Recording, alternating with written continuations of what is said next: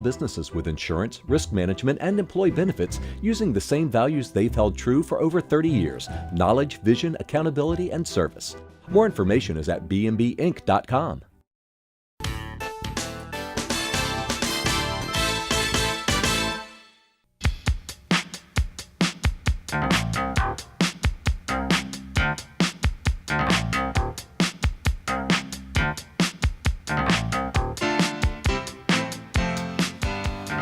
And good evening. Marcia is off tonight. In football, next day speculating about the big game is called Monday morning quarterbacking. In politics, we're still in the huddle on the Friday after as we analyze key contests in last Saturday's election. We'll also examine drinking water quality at schools, allegations of fake subpoenas, human trafficking in the French Quarter, and coping with the death of a police officer. Joining us are tonight's Informed Sources: Mike Perlstein, investigative reporter, WWL-TV Channel 4. Stephanie Grace, columnist, The New Orleans Advocate. Steve Myers, editor, The Lens. And Kevin Litton, reporter for NOLA.com, The Times-Picayune. And Stephanie, let's begin with the mayor's election runoff between Desiree Charbonnet and LaToya Cantrell. Look at those the two women, and where were they the strongest? What was the best part of their campaigns? Well, if you want to say where geographically, that's an interesting question, because LaToya Cantrell, who represents District B, she's never been elected citywide, was very strong in District B and really surrounding areas uptown, but she also really showed some pockets of strength across the city, so that was pretty interesting. Desiree Charbonnet, who has been elected citywide, but whose base is downtown, she really did best. I'm referring to actually maps that the Lens did, which were terrific, really showed what was going on geographically. She did very well in the 7th Ward, but in other areas, New Orleans East, for example, where one of her big endorsers, Cedric Richmond, is based, it was mixed. LaToya Cantrell really made some inroads there.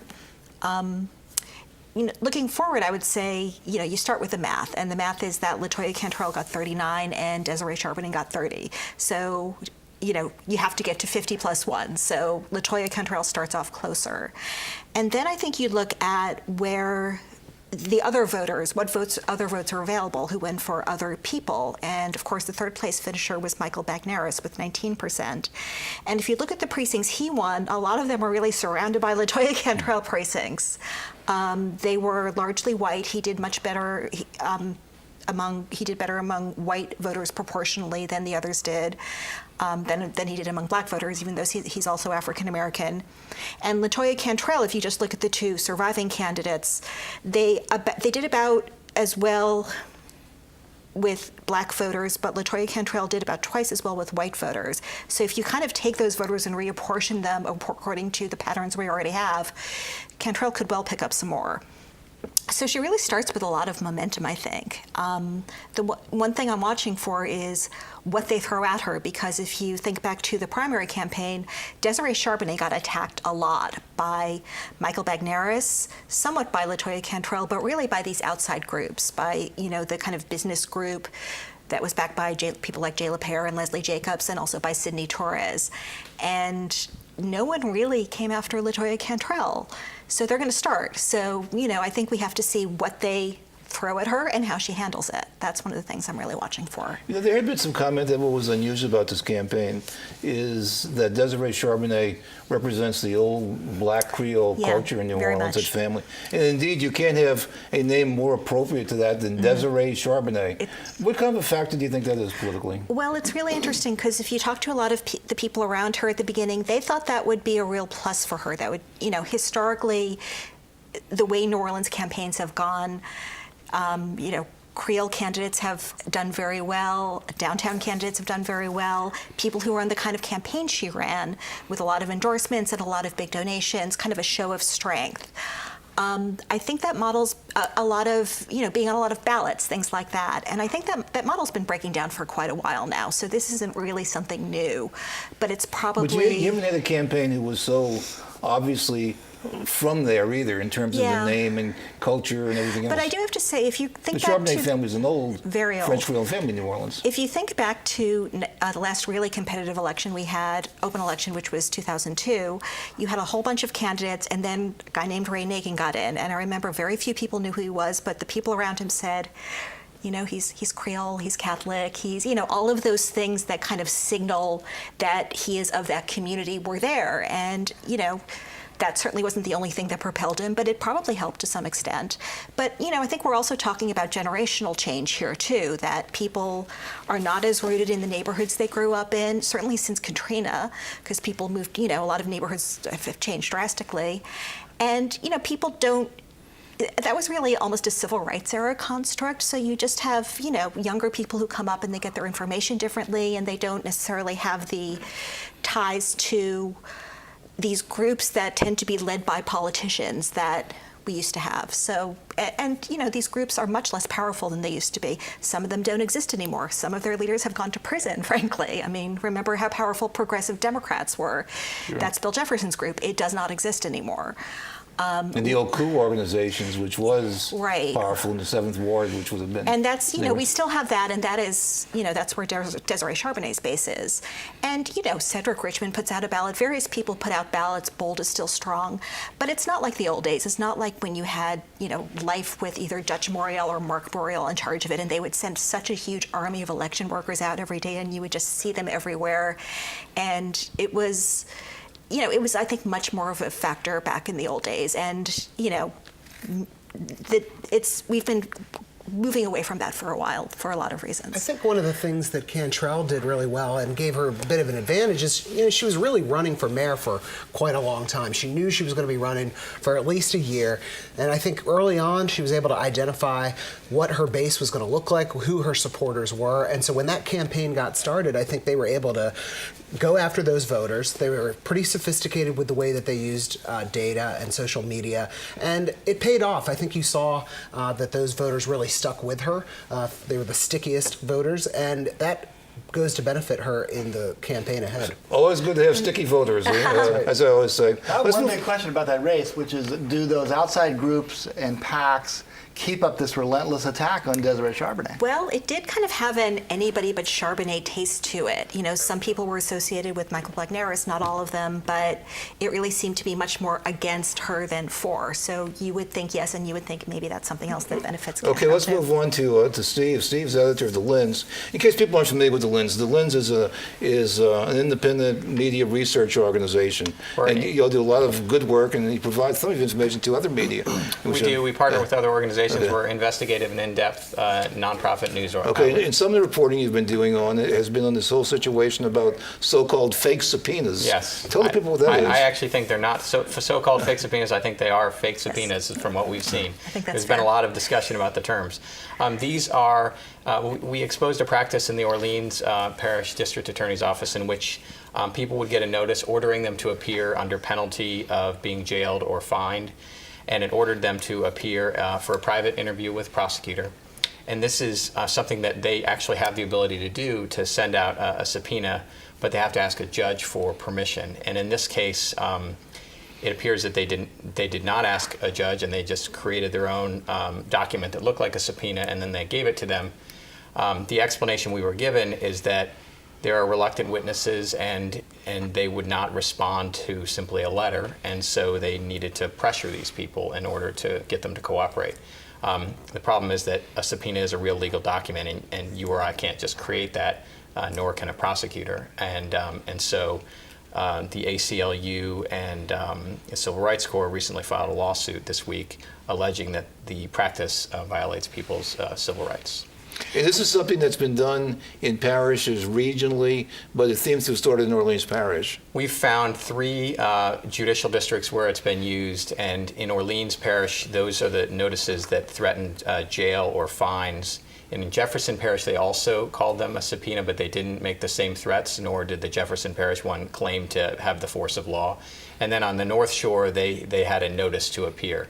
It's important to note that as soon as we reported on these, in all 3 cases, the district attorneys immediately said that they would stop using them. Okay, but the core of the problem, the most common use of this is as a way to get witnesses to testify. Not to testify, to talk to prosecutors To make a privately, statement, say something, yeah. to build their case, exactly. And so they have a hard time getting people to work with them, and this was one of the tools in their arsenal in order to, put the squeeze on some people to let them know that you really need to come in and talk to us. So a fairly serious problem exists in getting witnesses to talk, but the problem is with the method that was being used. Absolutely, yeah. Okay.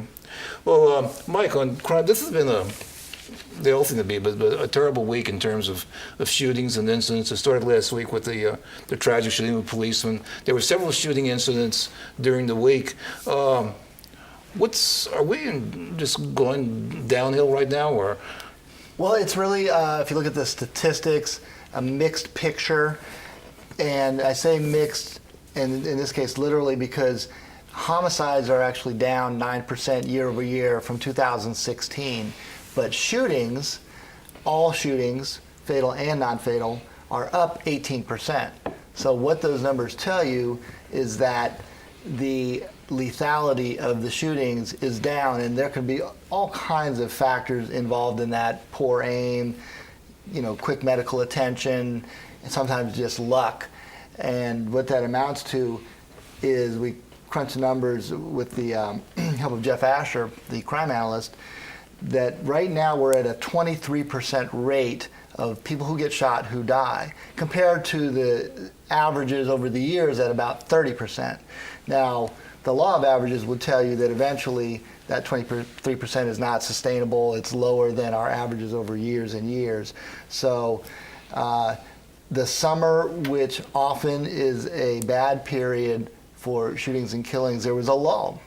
June and July, that's starting to pick up inexplicably. These things tend to go on really uneven patterns that defy explanation, and that's what we're seeing now. Obviously, this was in the news, as you mentioned, because of the tragic shooting death of a police officer. Obviously, sympathies go out to the family of Marcus McNeil, and really the whole police force was very rattled by this. In a very indirect... What you read, he was an exceptionally good guy. I mean, he's a really community activist person.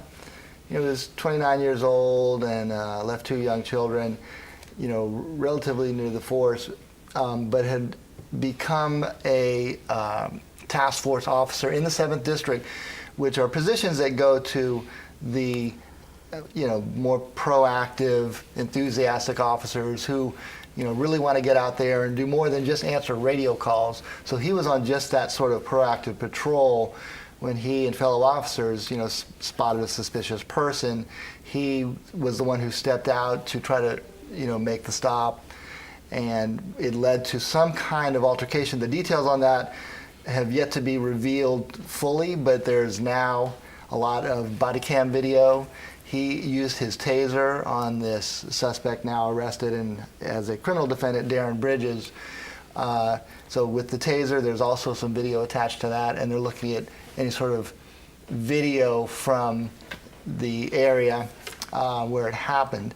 There were fellow officers very close behind who gave pursuit. They eventually followed this suspect into an apartment where he holed up. They called the SWAT team. He ended up surrendering peacefully, but now we have yet another defendant facing first-degree murder of a police officer. But in the big picture, you say shootings are up? Yeah, shootings are up 18%, okay. 2017 compared to last. While that is something that doesn't register with the public because the media, frankly, doesn't focus on, every shooting, 4/5 of which are non-fatal. You tend to keep tabs on the one big number, which is the murder rate, and that's the big measure of New Orleans compared to other cities where we traditionally rank very poorly, often, number 1, but almost always, I think 29 out of the past 30 years, in the top 5 per capita murder rate. But now murder's down a little compared to last year, but the shootings are up, and that would once again tend to indicate that some of those shootings, a greater percentage of those are going to turn fatal. So police officers are not cheering the trend on the street, whereas maybe the City Hall and others are feeling a little bit of sense of relief. And once again, Landers made some mentions of NOLA for Life and that success, and it was a lull in killings over the summer. But if you really take it to the next level of statistics, which is the shootings, not such a good picture. So I know police officers are not joining in that celebration, and they're on edge now with the shooting of one of their own. Sure. Yeah. Well, Kevin, a crime of a different sort that you've been covering. You've been doing this really compelling series in the Picayune about French Quarter and human trafficking and the activity by pimps. I mean, how deep is this problem?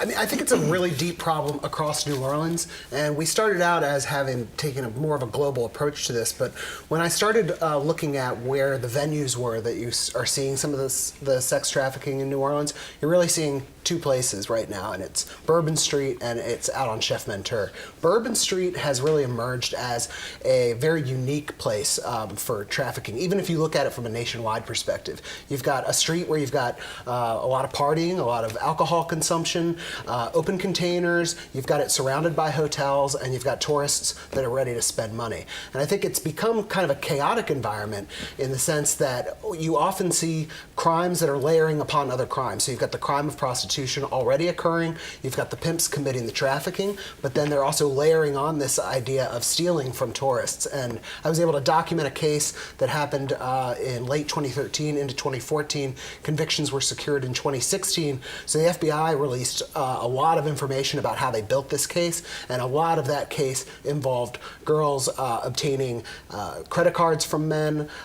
They were able to get PIN numbers, they were able to get large amounts of money out of their bank accounts, they were able to get access to their Rolexes, to their laptops, to their other valuables, in some cases their safes. And one way they were doing it is they were using crushed up Xanax, which when you combine it with alcohol, it's a sedative effect. So, get the John back to the room, he passes out, and you have access to all of this other stuff. And this group of pimps were particularly effective in this. In one case, a girl came back with $12,000 to $15,000 on that. But I think, the one thing that I think you have to remember about trafficking is people used to think more about prostitution as a victimless crime. I think we clearly now know that trafficking is one of the most horrible victim crimes. I mean, most of the victims that I came into contact with, either through reading reports or interviews, have a very difficult time getting back to a sense of normalcy.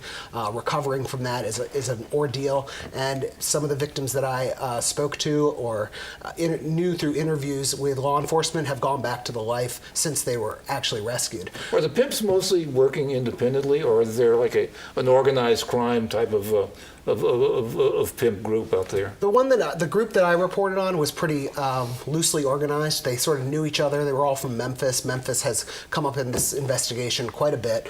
I think right now you're seeing much more of an independent thing. I think when you start looking for it, you know what to look for. I've been out on Bourbon Street quite a bit for this, and from what I'm seeing out there, it looks like they're working independently, but what I'm seeing is the consistency. I mean, I was out there on a Tuesday night, and it was raining, and I saw pimps and prostitutes out there working what's called the track, which is where they force the girls to walk up and down. Are the club owners reacting to this, or are they? Yeah, I mean, the club owners are really struggling with this too, because there are some clubs that are really trying to do a good job running a business that is legal, and the dancers that work there are doing a perfectly legal profession. Then you've got some clubs that have been consistent problems, and the private rooms in those clubs, we've documented that those were being used by pimps that were forcing girls to use the private rooms. But whether you're doing a good job or a bad job of managing your club, what's going out on Bourbon is seeping into the clubs, and the pimps are trying to come into the clubs and use them for recruitment purposes. So it's really kind of a two-pronged problem. Not a lot of enforcement going on, traditional enforcement in the clubs, and then the problem out on Bourbon Street, which is, you got to give police some credit here. It's a really complex problem to solve. What I haven't seen is the coordinated approach to enforcement with multiple state and federal agencies, and really kind of making it a higher priority. Of course, the police department, being down in manpower has led to the disbanding of the Vice Squad. That was traditionally the unit that would crack down on, that type of activity, especially in the French Quarter. There is no Vice Squad, and it's left up to individual complaints in individual districts. Now, what you are seeing, you have to mention in the global scheme of human trafficking that the old school streetwalkers and strip clubs has also been now joined by this, I guess, 21st century version of online connections, Backpage.com, where you don't have to get up on stage and you don't have to walk the street, and a lot more victims are lured in than would otherwise, because you don't have to have that sort of public visibility. So that's also something that the local police are poorly equipped to combat that, but it looks like the federal agencies really need to take charge, and have in some instances. Okay, let's move on to Steve again. Steve, another story that the Linz was reporting on is this attempt to investigate the amount of lead in drinking water at schools. There's a law that says that that water sent to school children can't have any lead in it. And there's kind of been a back and forth about whether or not they should actually analyze it or not. Can you give a quick summary of what the issue is? Sure. Last fall, the school districts announced on their own that they would be proactive in testing the school water for lead, and they did this in the wake of the water crisis in Flint, Michigan with the lead poisoning. And then when we checked back on it this summer, we found that they hadn't actually done those tests, and they said that they had changed gears and that they were going to install filters. They explained that experts told them that was their advice, that you should install filters because they'll eliminate lead. After we did a little bit more digging, we found that that wasn't exactly the full story, because what happened is that after the school districts announced their plan to test, they told the Sewerage and Water Board about this. The Sewerage and Water Board got involved and questioned the testing method, questioned the way that they were going to get the samples. They said that they wanted to get their own samples. And there was a discussion in which the Sewerage and Water Board said you need to use a higher standard for lead, essentially allow more lead in the water, because that's what the EPA says you should use. And the school districts, essentially, they ended up raising the level of lead that they would have allowed. But then in the end, they never did anything. They didn't do any of the testing. And a year later, we're still waiting on those filters to be installed. And so it's heading in the direction of getting the filters. They have gotten did a bid for the filters, and they are intending to do it this fall. Okay, let's go and look at the other races on the ballot, particularly the council races. We're going to do a lightning round here between the two of you, and we'll have the viewers judge who did the best. Okay, they'll raise their hands. Right? Okay, let's start with Stephanie and the. Well, what are they? Council? The council. I mean, overall, the council, Yeah. I would say, we're going to have a majority new council. New, that is if you include Kristen Palmer as new, even though she's been on the council before. We're down to 2 runoffs. Yeah. Okay. Kevin, District A race. Okay. Joe Giarrusso III won this with 64% of the vote. So I think pretty impressive win. Yeah, it's an impressive win. I think it's a testament to the fact that he was the one in the race that was out there doing a lot of the community work early on. His opponent tried to use her experience working for Nadine Ramsey on the council, but in the end, I think the community work wins out. Right. Okay. And of course, a very famous name in that area. In District B, Stephanie, a runoff between Jay Banks and Seth Bloom.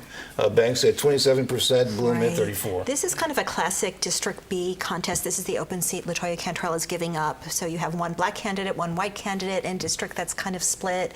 You have, these races are hard fought. This district has some very different neighborhoods in it, and they really go at it. And I think we're already seeing that. They're both very well known. Jay Banks has worked as a council aide, was very involved in all the bold campaigns. Jim Singleton, Oliver Thomas, Karen Carter-Peters in that group. Seth Bloom was on the school board. Okay, a really interesting race in District C, which is Algiers and over into the French Quarter. That was Kristen Palmer and Nadine Ramsey. And that was the race, I think, all of us going in, we really had no idea what was going to happen, who was going to win. Nobody wanted to make any predictions. And then at the end, I mean, what a race. At the end, we're down to like 110 votes. I mean, it's not very usual to see those kinds of close elections, especially in a very interesting district that is split by the Mississippi River. It includes some really high visibility neighborhoods as well as some high need neighborhoods.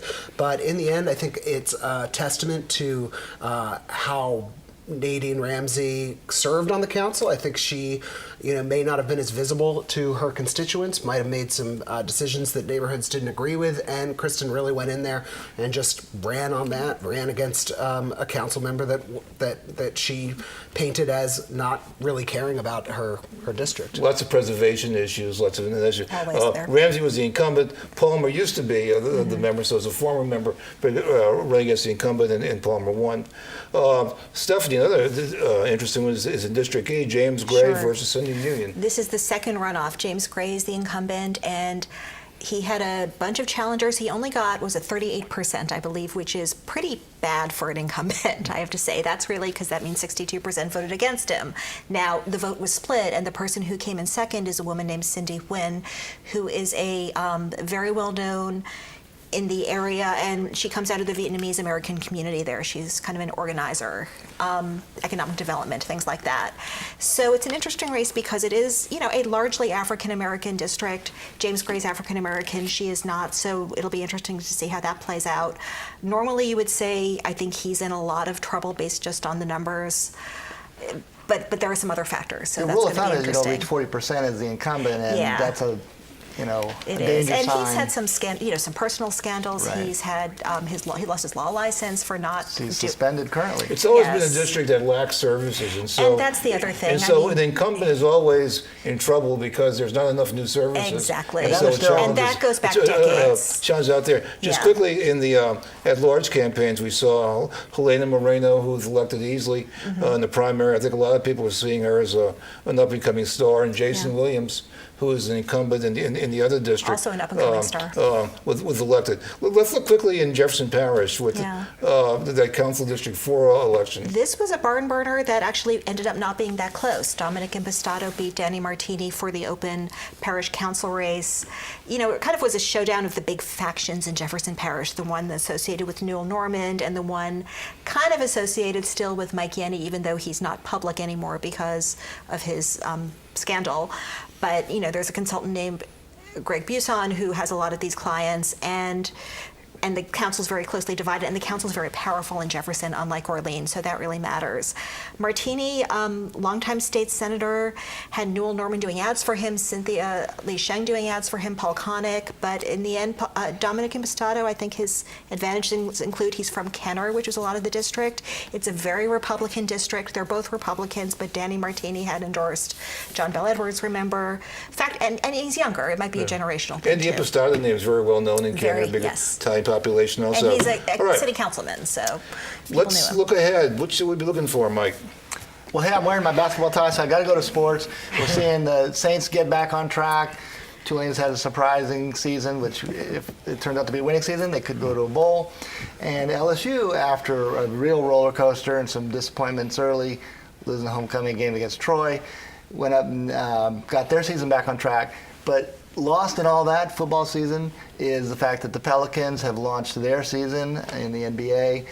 Big test tonight against the Golden State Warriors, defending champions. Against the defending champs. What did it Yes, okay. home opener. Stephanie. Keep an eye on the state treasurer's runoff, because even though there's a Republican, Democrat, statewide Republicans tend to win. The Democrat, Derek Edwards, hasn't run much of a campaign at all. The Republican is John Schroeder. There's going to be such a big turnout in New Orleans compared to the rest of the state, and New Orleans is where the Democrats are. And a lot of them went for Edwards just because of the D in the primary. So I think it can end up being kind of close. Okay, Steve. Coincidentally, Monday, our lawyer will be in court to argue that we should get fake subpoenas from the Orleans Parish District Attorney's Office. We're filing a public records lawsuit, and we'll Okay, be in that's trial. Monday.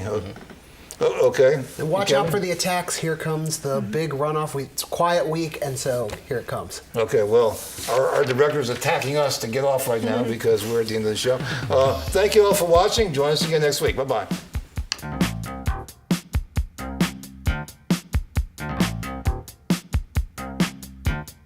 Firm of Bowen, McLeod and Britt helps both large corporations and small businesses with insurance, risk management, and employee benefits using the same values they've held true for over 30 years: knowledge, vision, accountability, and service. More information is at bmbinc.com.